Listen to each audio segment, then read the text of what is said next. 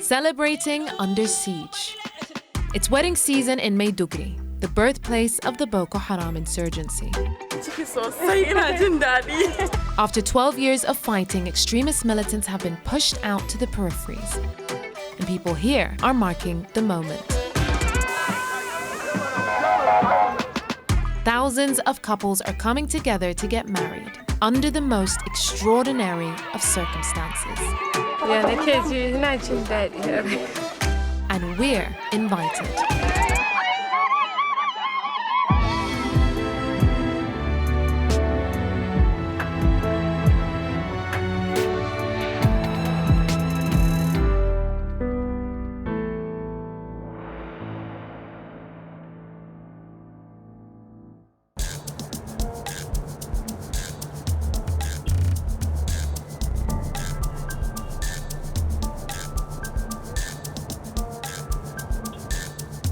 We're with Maiduguri's armed vigilantes, the Civilian Joint Task Force, known around town as the CJTF. This is one of their regular patrols around the city.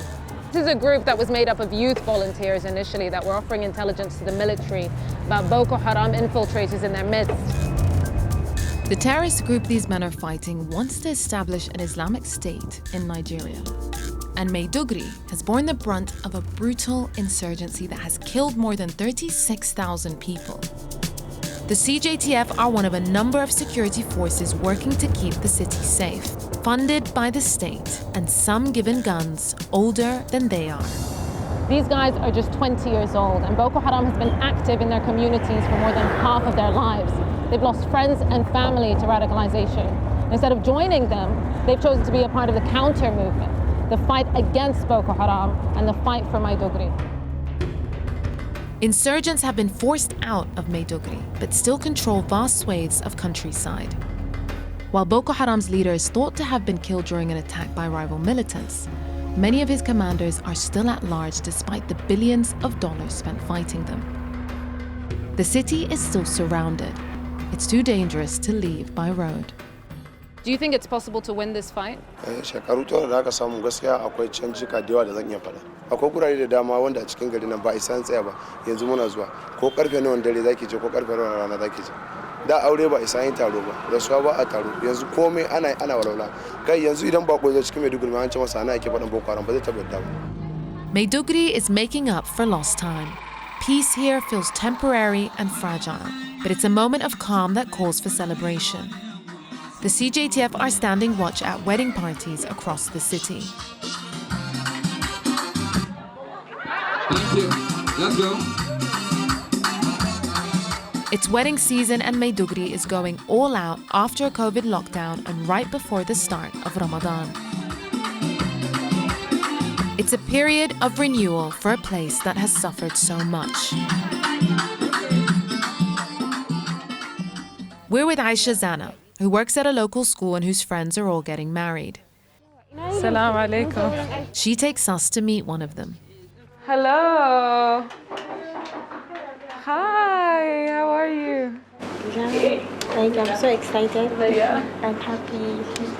People more and more are able to celebrate now. Before, people prefer to just have really low-key weddings because it drags attention to them, to the insurgents. But now, a lot of people have seen her going out of the way.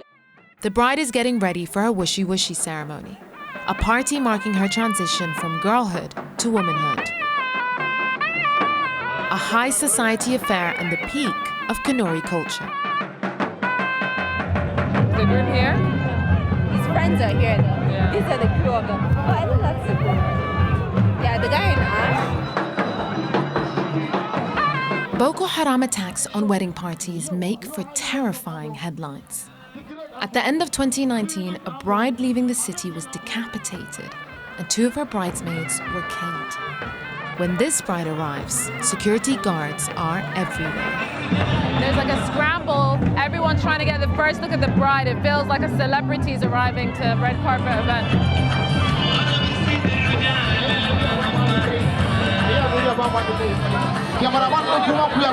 Normally, celebratory gunfire would mark this moment. But here, armed security has the monopoly on weapons.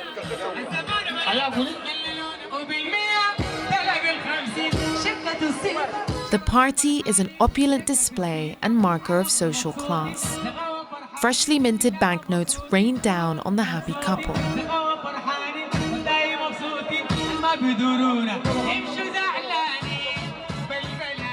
while poverty grips the edges of town.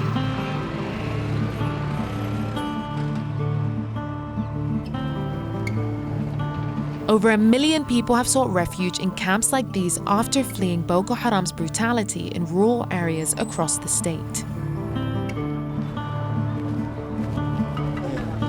We've just arrived in the middle of a massive sandstorm, yet another thing that makes living here in the camps of northern Nigeria so difficult. There are around 40 of them, and many, like this one, are right on the fringes, with little protection from insurgents or the elements. Bakassi camp is home to Fatima Bubu, who's preparing for her wedding in 2 weeks' time. Salam, Fatima. Salam. It's a lot of sand. Turab. Here? Yeah. Is there going to be dancing, music? Her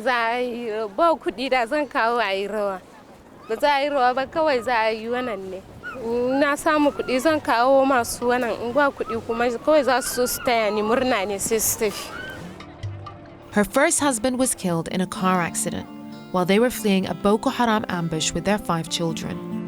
After 3 years alone, she's ready for marriage number 2. How did you meet your groom-to-be?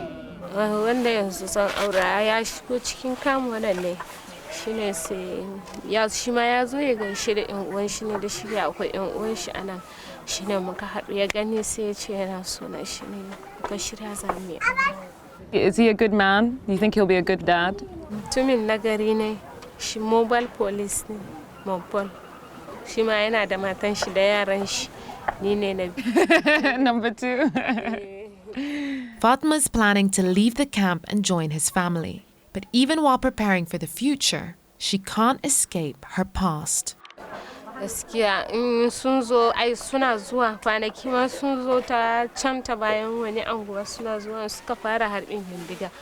Gaskiya muna jin tsoro zuciyarmu yana sinkewa muna ga kaman yanda suka shiga goza suka kakkashe mutane muna ga kaman za su zo su same mu ma'ana.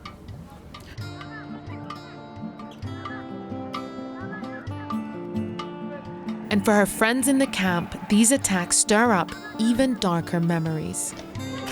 She takes us to meet Salamatu, who was kidnapped by Boko Haram when she was just 15. Boko Haram abducted you and took you to Sambesi forest? Yes. What happened? Najetan din sun zo sun kai mu ce sun kulle mu a wani daki. Ba mu san hanyar fita ba. Sai suka mana auren dole. A can ba mu aure ba su kashe mu. Shi yasa sai mun ce to akan da su kashe mu gwanda mun yi aure. Sai muka yi aure a can. Sai na nema hanyar fita na fita. And how did the marriage happen? Did they have any sort of official ceremony? Babu kana cikin zama kawai za a ce maka an daura aurenka. Wasu su doke ka kaki su maka duka su azaka mashin su kai ka gidansu. She had a child with the militant she was forced to marry. And you have children? Ai da mai yaro na ɗaya ne kuma ya rasu. She lost him? So how? Lokacin da na fita kuma ba abinci lokacin ba ruwan sha.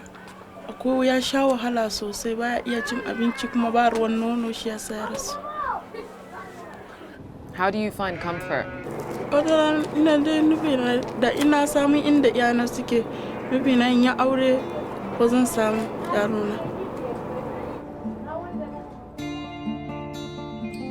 This misery is 20 years in the making. In 2002, disenfranchisement and soaring economic inequality fueled a rampant radicalization campaign here. By 2009, Maiduguri had transformed into the epicenter of Islamist extremism in Nigeria. Over the next decade, Boko Haram fought to gain control of the region, with the city as their strategic capital. They most famously kidnapped almost 300 Chibok schoolgirls, forcing many to marry and convert to Islam. As their influence spread, they gained a foothold in Cameroon, Chad, and Niger.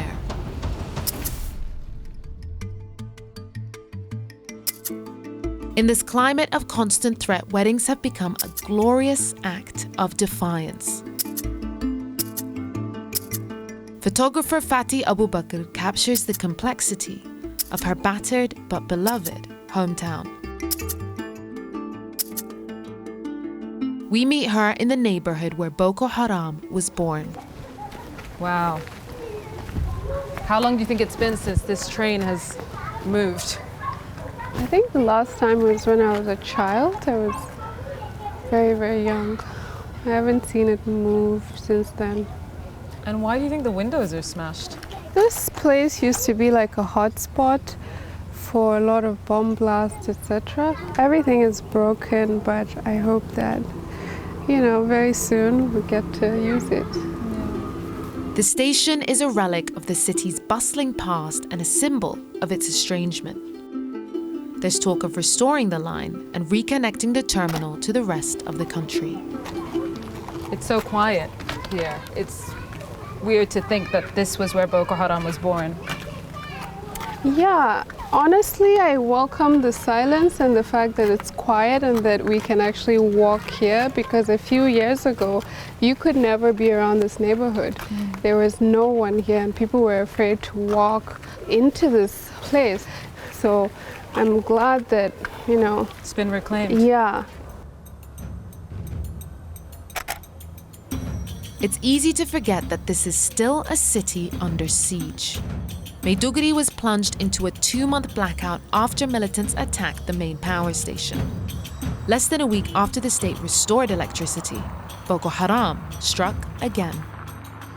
The further we get from the city centre, the more this illusion of normalcy fades. Here in the poorer outskirts of town, few can afford the generators that keep the lights on during the blackout. And each time militants attack a pylon or a power station and cut electricity to the city, it's a stark reminder to people that Boko Haram is here to stay.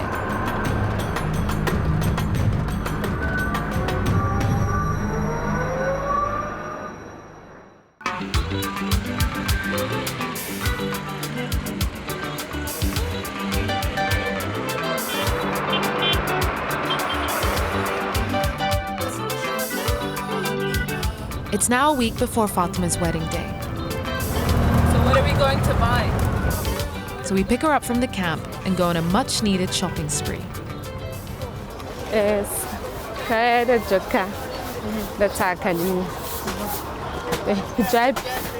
How are you feeling?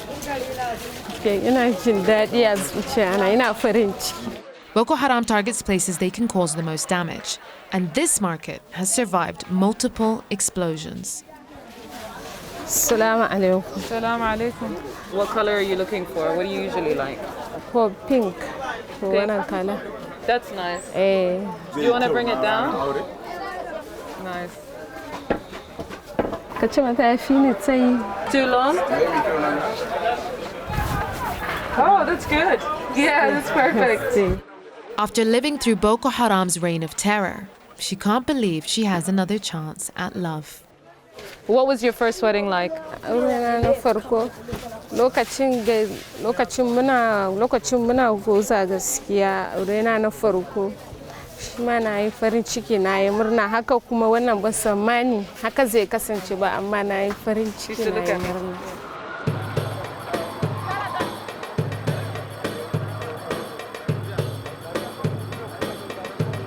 A historic trading site, Maiduguri has always been a hub for the latest fashion trends and textiles. And Boko Haram didn't change that. Binta Barry runs one of the biggest fashion houses in Nigeria's north and has seen it all. Sometimes you see there's a wedding, they won't stop planning anything right. They will still plan everything like normally.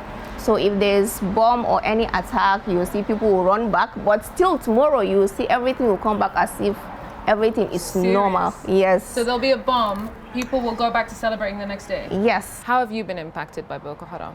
Boko Haram actually have affected a lot of people, businesses, families. A lot of people have run away from this town. Binta has stayed put. She's the go-to designer for brides here with nearly 90,000 Instagram followers. I really love these. I love the traditional print. Yeah, that's what I wanted for you. Yeah. But actually, your length. I'm joining Aisha for round 2 of the wedding we went to yesterday. So it's time I get dressed up. All right. I love the pockets. Really? I love this one. This dress is so nice on you. I mean, you look good in it. Yeah. I mean, it's your dress. Thank you. Yeah. Aisha has no idea what to expect. What do you think? Everybody would just be like, whoa. Thank you. How many weddings will there be around town today?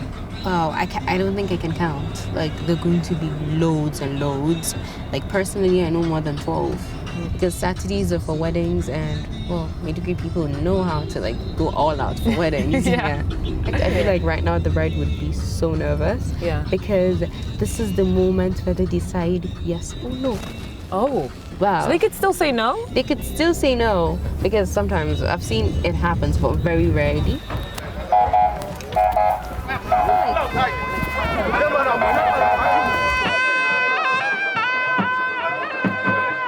We head to the groom's family house. It's an open invite and there are dozens of armed guards keeping an eye on anyone suspicious.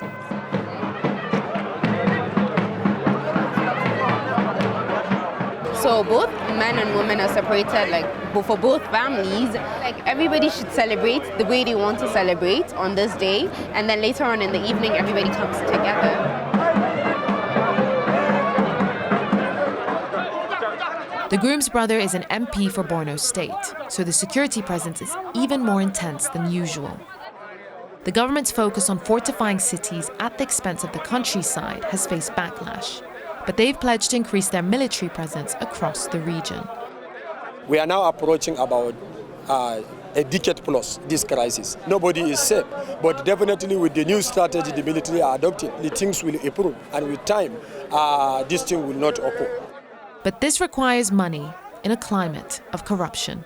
How can the government ensure that security funds will reach the front line?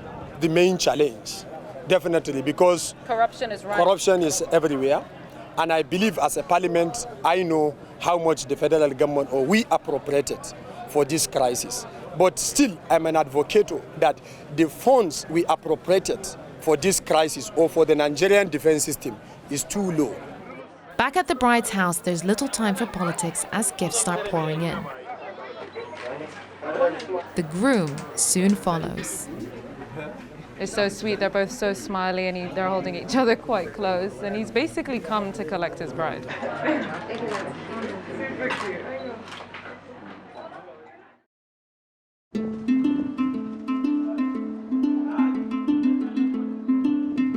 Across town, deep emotional scars are being addressed. We meet Aisha at the school her father founded, a sanctuary offering free education and support to children impacted by the insurgency. How was the wedding? Tell me about it. Ako masaji masu kyau auren cute boys. Ku ba mu labari. Nasa akwai samari. They're all cute. The weddings are a welcome distraction from the experiences these children carry. Aisha volunteers as a counselor to help the girls process their darker moments and talk through their feelings. So, we're going to go deep now. So, how are your families? Kawai yanda abin ya faru da farko, kin san abu ya faru da mu da farko yana mana zafi. Ta yaya kika yi har ya dina miki zafi? Okay. Da farko dai lokacin da na rasa babana abin yana min zafi sosai, irin ko hira ake yi tsakanin kawayena idan aka kira sunan babansa abin yana min zafi. So da na zo na daina tunawa da abin ya zo ya zama baya da abuna sosai, bana yawan tuna shi. Mutuwa fa yana da zafi ko ya yake? Haka mamu sai ta ce ku yi hankali, haka ne dama. Haka dai muna nan. Akwai inda rayuwa ta canza bayan ya tafi? Kamar yanzu ba kamar dama, muna nan dai a gaban kakanmu ne yanzu, ita ta yi aure ba ma tare da ita, ba ma jin daɗi kamar yadda muke da ita.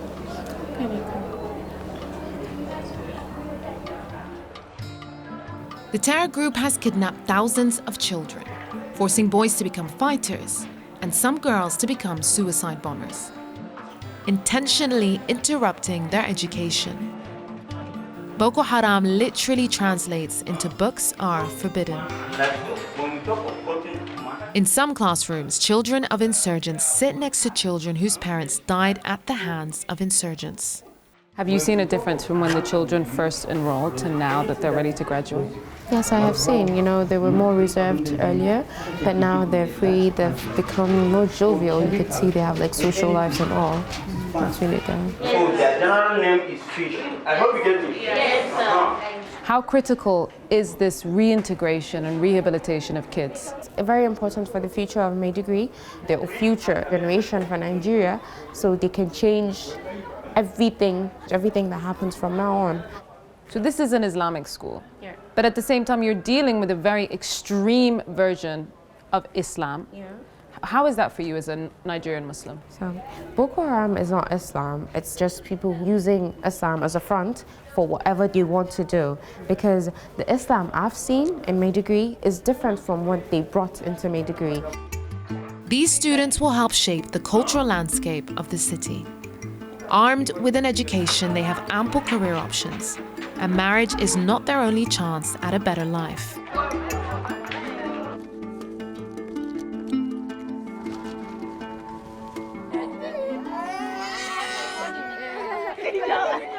It's finally Fatima's wedding day.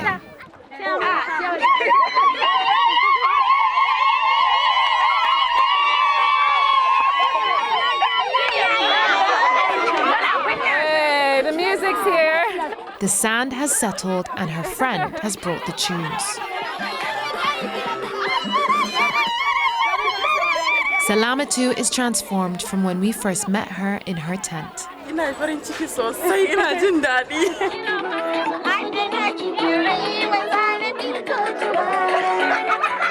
There's no cash being thrown around, but it feels even more spirited. It's also a farewell party. Fatma's preparing to leave town with her groom, who waits patiently as she has her moment with her friends.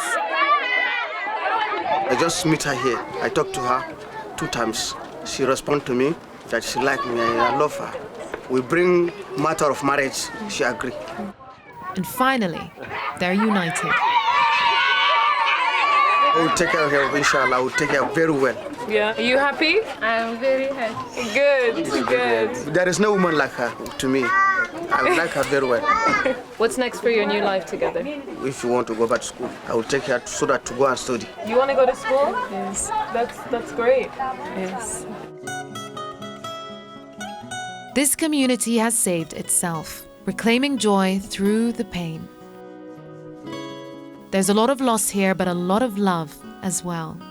Across the city and in the camps, blossoming again and again.